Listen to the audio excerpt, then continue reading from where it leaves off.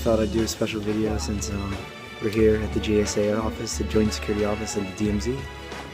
This is actually the building, and that's some of the soldiers, so I'm actually standing in North Korea at this very moment. So the tour is going pretty fine, and yeah, I'm gonna return safely back home, so everything's all good.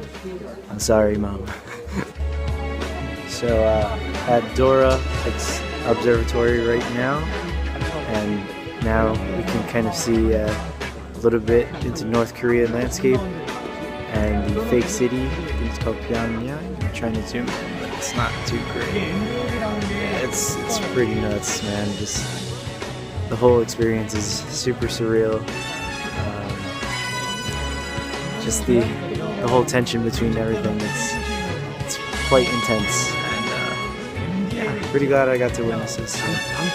Kind of get to see a little bit into the North Korea side from here, so I guess it's cool.